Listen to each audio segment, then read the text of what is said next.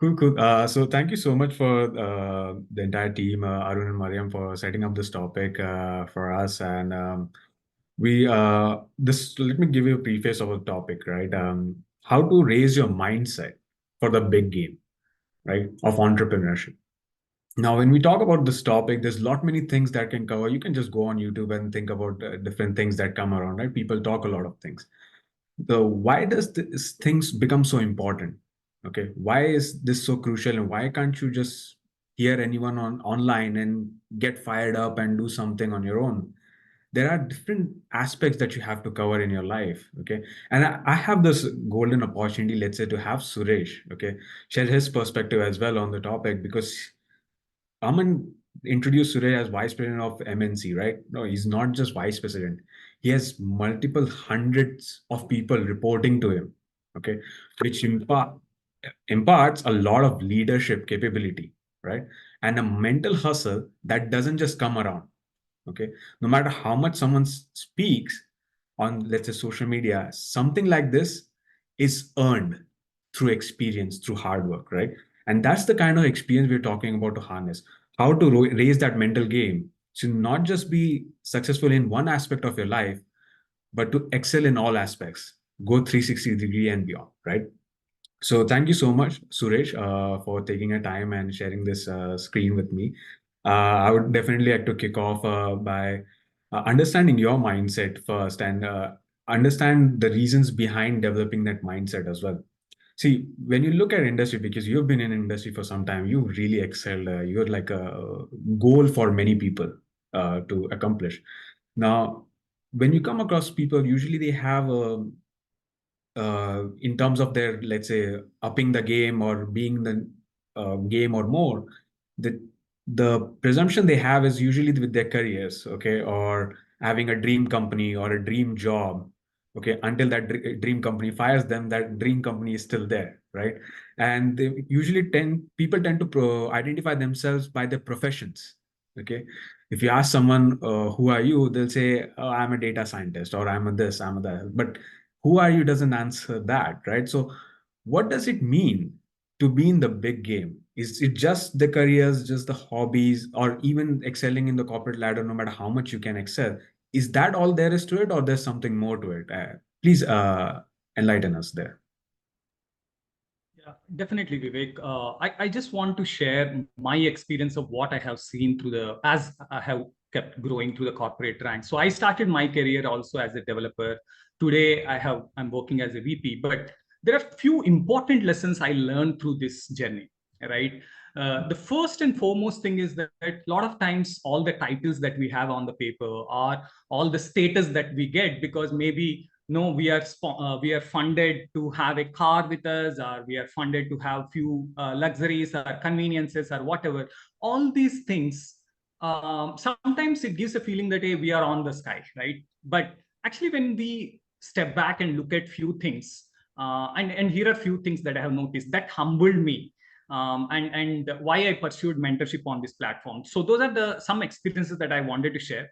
See, one of the things sometimes we are so busy in catching up the game, right, in the corporate, growing through the corporate ranks, but we forget the fact that all the increments that we are getting, maybe you pursued a certification, or you shifted to a different industry, or you shifted a job, whatever that increments that you are getting.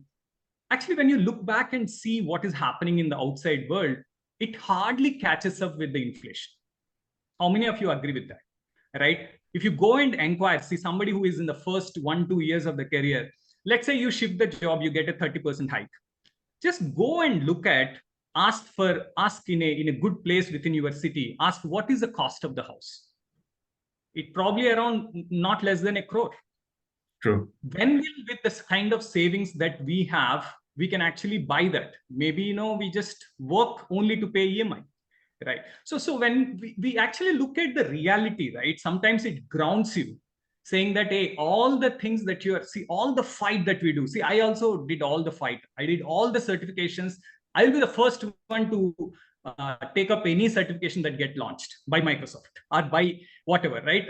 So the thing is, we do that, and we get a little bit of hike, or we shift to different jobs. How many times we can shift the job, maybe 1 time, 2 times, and then suddenly you try to shift the 3rd time. People will look at, hey, you won't stay with us. You just keep jumping and we won't offer anything. So always understand, whatever hard work that you are doing, whatever fight you are doing, is only to catch up the game. What is the catch up game that you are playing? Is to catch up with the inflation. There are 2 types of inflation. Sometimes we see that, okay, inflation is going to 10-15%. If I get a hike for 30%, it balances out. No, you have a lifestyle inflation. What is lifestyle inflation? Even though there is a market inflation, maybe 10-15%, because you are moving through the life stages, right? You have a more expense that you have to have because you are no longer single and you are moved on, you got married or whatever, right? So the lifestyle inflation and the market inflation together will, I mean, you will hardly catch up with all the fight that you. So I felt it is like a game where you are just circling there, and which you have to do, but you don't want to limit to that itself. And also I have realized how much ever glory you get through all these titles like VP or director, end of the day, it's like the glory of decorating a rental house. You are staying in a rental house, you do all the decorations, you feel the glory of it. End of the day, it's not your house. Right. It's not your house.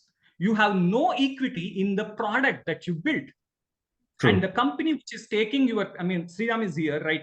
He holds multiple patents. Will the patents give money? No, it will give the titles. It will put his name on the paper, but the money comes for the company, right? So don't get too much attached to the identity of, oh, I am this, I am that, and all of that. End of the day, you are working for money and you are just one expense column in the company. We need to make a clear understanding. And the 3rd thing I noticed is, right, when we work as a developer, we think when I become a manager, I'll be like, I'll just delegate and I'll be happy and sitting. See, if you have everything delegated and you have no work, they will remove you out of it. Yeah. Because you don't need, right? So don't think that, no, when I become a manager, everything will be set.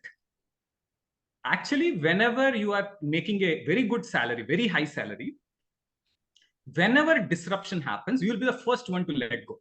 Because what's the point of having you when a younger guy is ready to work for whatever technology you give, he's ready to work for 20 hours. And why you are needed? Because the technology itself is changing, and even you have to change, because the shelf life of any technology. I did a certification 2 years back. Today I have to learn another certification. I'm doing it because as a VP also I have to do that. True. So upskilling is part and parcel of the game. So don't think that you are upskilling, then everything is sorted. No, upskilling will only help you to stay in the game. So we have to, first of all, make our mind that, are we in for a big game or are we in for a small game? The very fact that all of you are here in this room on a Sunday, that shows that you don't want to limit yourself to a small game. You are in for a big game. You have to remind yourself and constantly make yourself that mind that, are you making enough room in your calendar to give energy and resources and time for the big game? If you are so stuck in playing the small game, just doing that one job, right, then you are neither releasing your time to on your calendar to do something, or neither giving any money to invest into something in a big game. Then you are lost. So I would say that's the thing. First, make up your mind that, are you in for a big game? If you are in for a big game, make space and room, both time-wise, money-wise, to play the big game. So with that, I think those are the few thoughts that I wanted to add. That's awesome, Suresh. Thank you so much for sharing. I took a great pointers. Lifestyle inflation, market inflation. Okay, we never think of those things, right? And I'm absolutely in agreement with you when you say, when you become a manager, you can just delegate. That doesn't happen. I've seen that in my manager. He starts his day at first meeting at 6 a.m., ends it at 8 p.m. So I don't see how that pans out well for me if I continue on the same stage. I totally get that. And thanks for sharing those perspectives. Are very valuable. Okay, I understand where you're coming from with that experience. So thank you for that. Yeah. So Vivek, I wanted to ask you a question. So you come from a background of where at age of 21, you started a company, and then you have experience of running and in a founder capacity. And then you came into business as well. You have seen both sides.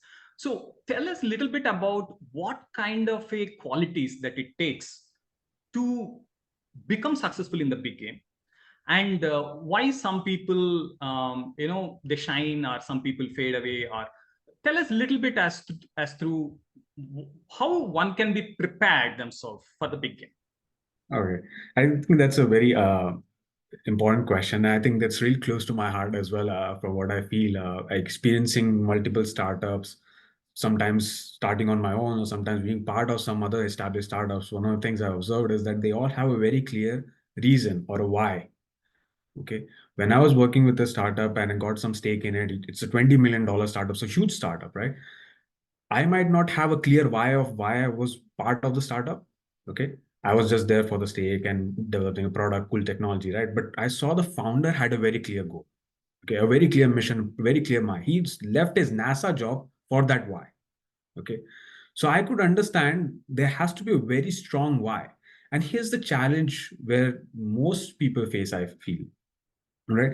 We all want, after some time in corporate, let's say, or some time looking at others being in corporate, we all want the autonomy that a startup gives. Okay, if you do your own business, the autonomy that comes with it, we all want that, or most people want that, but you don't want the responsibility of leading the startup.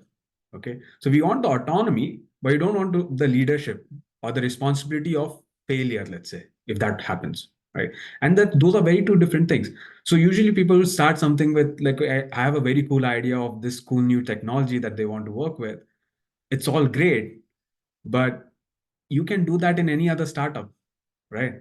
If you, let's say, leave your corporate and go for a startup, you'll get to work on a little bit more autonomously and on your own, be independent. So why do a startup? So the first and foremost thing to ask, and for any individual to even succeed or get there, is to ask, why am I wanting to spend some time on it? Okay.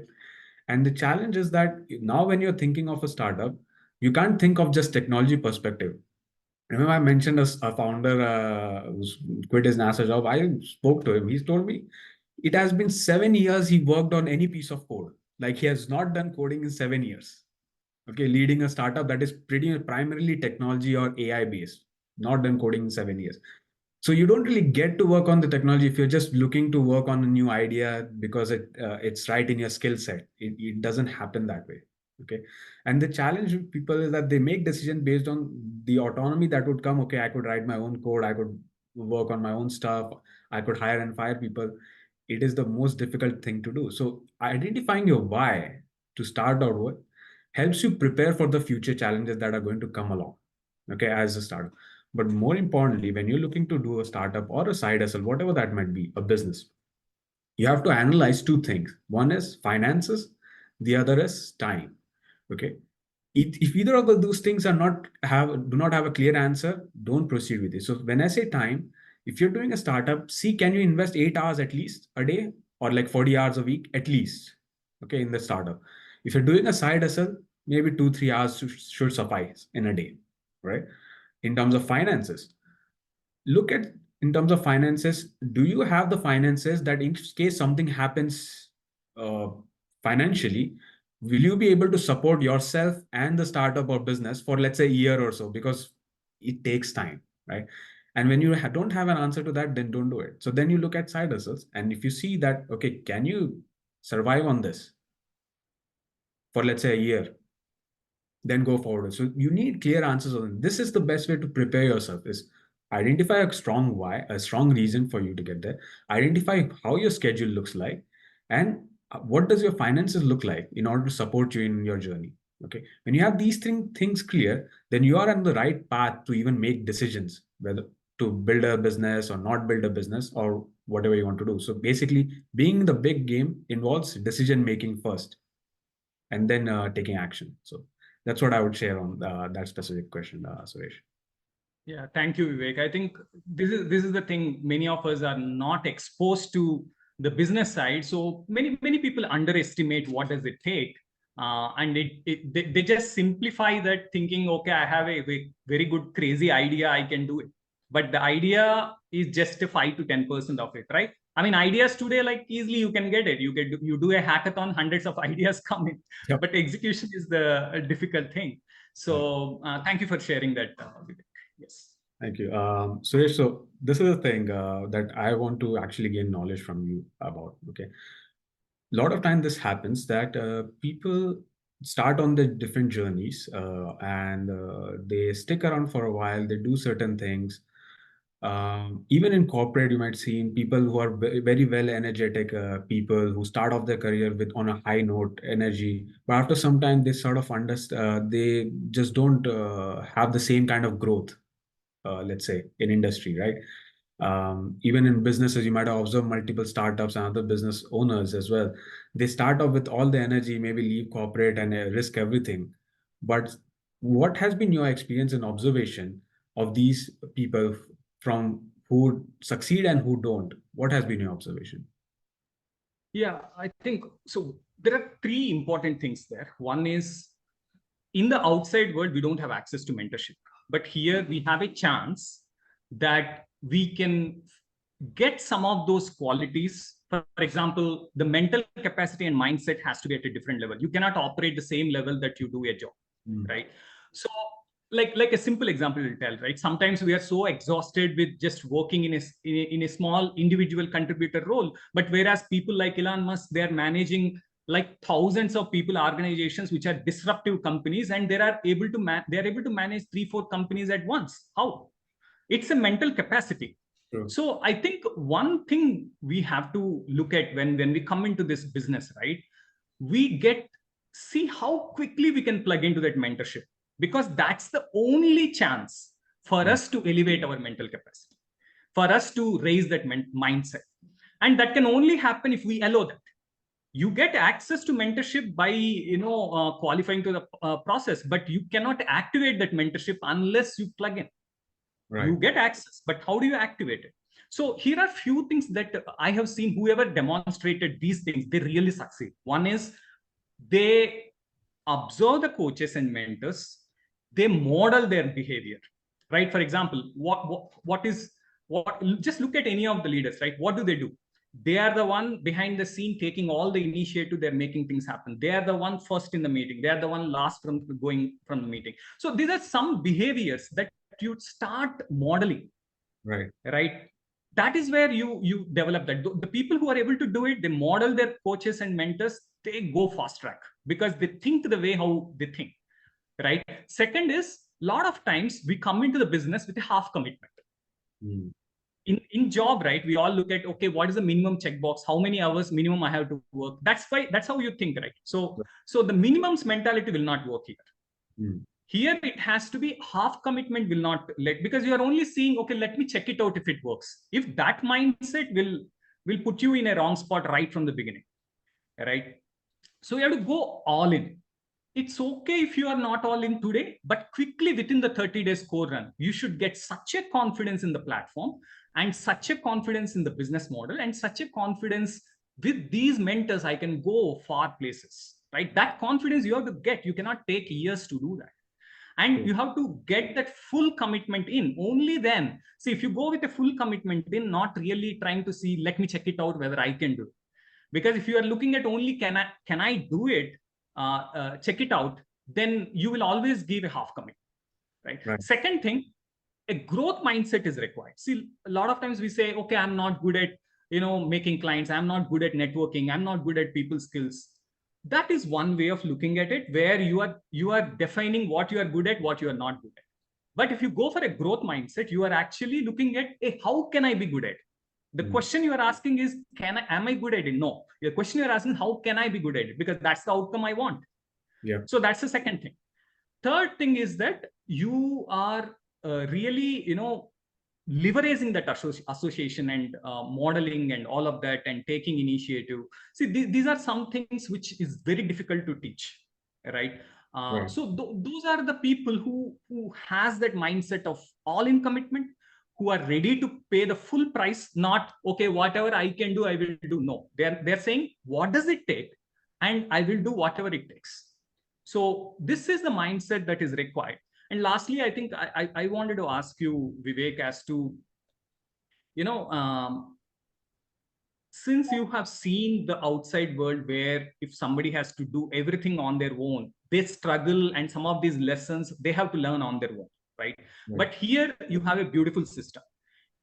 Can you share some thought process that when you came into the system, what did you appreciate that you have now access to, and that really, you suggest anyone coming into the system, maybe they are not exposed to the conventional entrepreneurship or whatever, what do you suggest them to take a very close look at, and then that they can benefit from? Okay, I have a couple of thoughts there, Suresh. When you shared that question with me, right? So I had a very clear distinction of what was there and what was not there with me before, right? And I'll start with this first of all. I've read this in a book and I appreciate it so much more now. That's your success can be a coincidence, but the environment that leads to that success cannot be a coincidence. That has to be a choice, right? It cannot be coincidence. It's why we have to make certain choices of who we hang out with. It's why those phrases exist, like you are the average of the 5 people you hang out with, right? That's absolutely true. So it's a choice you have to make on which environment you have to be in, and that really plays an important role. So your success could be coincidence but not environment. The first thing I would add post that is that you have to draw parallels, and I had drawn my own parallels coming from, let's say, different startups, businesses, and looking at this business and this environment, right? I'll give you a simple example. Recently, in one of the startups that I'm involved with, they had to let go of 3 employees. Actually, the entire marketing team, they had to let go. Why? It's not because the marketing was not doing a good job. They were doing decent job. They were not really great at it. They were doing decent. The reason they were let go is because when they would come on calls, they were not on time. Okay. And when they were on calls, their video was off. So they were let go because the people who were coming on time and who had their videos on suddenly started showing lag in those qualities. Okay. And the owners, founders identified the key issue there and made the decision that even though the marketing team is doing fine, we can't entertain this for long. So I had to let go. So actual personal behavior, as you mentioned, the modeling the behavior of the coach or mentor is of primary importance in succeeding, right? And that's really true in outside as well in here in this business. I observed here, no one's going to fire you, but outside things like that can happen. So that's like the stark difference I could clearly point out. Moving on from there, okay, when you want to really succeed in this environment, what I saw was not there versus what is there. When I started my first business, I was 21, secured investments from clients in Singapore and whatnot, and had a team as well. But one of the things I realized getting investment is that they were not really invested into my success. They were invested into their success and success of projects. Okay. So I didn't have any guidance or someone who was holding my hand for my success at the end. And I had my exit from the startup.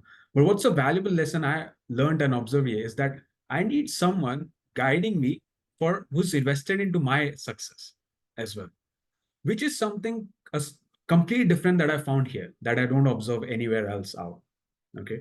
No one is really have a vesting interest into your success, your development, your growth.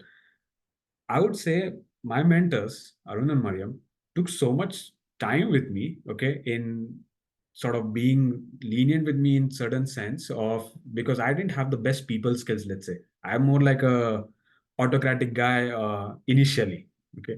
But now being in the system for long, and recently I got compliments like you make people comfortable around you, and my mind was blown, okay, that is that even possible for me? This is not something I've heard throughout my life. My usual people's response for me usually was, "This guy is arrogant," without even speaking to me. So from there to there, I could see a huge personality change in me. Okay, I'm more amicable. I'm more friendly with people, and that's not something that is natural to me. So I learned that. Now, if I would have sat there thinking, as you said, that hey, this is not me, I can't do it. Okay, I would have never been at this stage. Okay, and that's the principle I want to mention is when you're looking for succeeding in an environment, right? First, make the choice of being involved and immersed in the environment. Okay, don't resist it. If you resist for every small thing, see, I can understand you can find some flaws here and there, but are you a fault finder? No, you're not there for fault finding. Okay, you're not a consulting company there to just point out faults in other companies. No, you're there to build your own business, right? So when you're there for building your business, immerse yourself, like dive in head first, right? That's the first and foremost step to take in order to succeed in an environment. Because as you mentioned, you can gain access to the environment or mentorship, but you have to activate mentorship, which is something that we resist to. And I would say I have resisted too. I have resisted for a long time. More importantly, since I have guided entrepreneurship, what happened for me was that I didn't take extra effort. And that is also crucial, that I didn't take extra effort because there was guided entrepreneurship. So you have to be mindful of two things. One is that since there's guided entrepreneurship, you can always go to someone who has your back. But at the same time, you should be at a point that you can go to that person to ask for help. Okay. These two differences that people usually miss. Okay. When they don't have environment versus when they have environment. Sometimes we take it too lightly. Okay. Comparing to the struggles that you have initially outside in a business. I'll give you another example. Recently had to work with a company on the rebranding. Okay. They worked developing on product, coolest technology, developed a patent and everything, but cannot attract audiences. For the life of them, they cannot attract audiences, no matter how much they spend on marketing. And they cannot. Let's say the mission had to change for them. And what mission was that they were looking for the cheapest products. Even though they had the most expensive operations, they were looking to develop cheapest products. Now, only being in a mentorship system, I could understand the cheapest is always not good. And when someone says, okay, the products are expensive, now I understand, okay, why should they be expensive? So here's something I was able to influence in that company is that a complete rebranding. You have the most innovative operations, okay, and that's why it costs more. You have to change your branding, okay. But these are things you miss and you don't learn until you come into an environment like this, where people have gone through the hoops, gone through the struggles, have had different experiences to share with you why certain things work, why certain things don't work. Okay. And that's something to not be taken lightly. So that's what I had to share, Suresh. Yeah, I think those are excellent pointers. And these are very difficult to get unless you are exposed to the conventional entrepreneurship, right? And thank you for sharing. And for many of the people here, it might be, something very enlightening, because some of these things, they will never ever experience that. And one thing I just want to wrap it up with this thought key: the more you grow in the corporate, the more you are exposed to the outside businesses and have been in the conventional side of entrepreneurship, the more appreciation will be there for this platform, for sure. I can guarantee that, right? As I become the next designation, I can see what more additional challenges, what more uncertainties, and dealing with the stress of handling many things. So the more appreciation came for the business. But one thing we have to make sure is that, are we releasing resources? Means, are we making ourselves limited to the small game? Or are we constantly asking ourselves, am I creating that space to be able to do the bigger things? That is one which I constantly remind myself, because as I grow, I find that, no, I'm becoming more busy and all. But I ask that question: if I keep myself limited to the small game, then I can never come out of this, right? So I think those are some really important things, lessons I learned. And thank you for sharing, Vivek.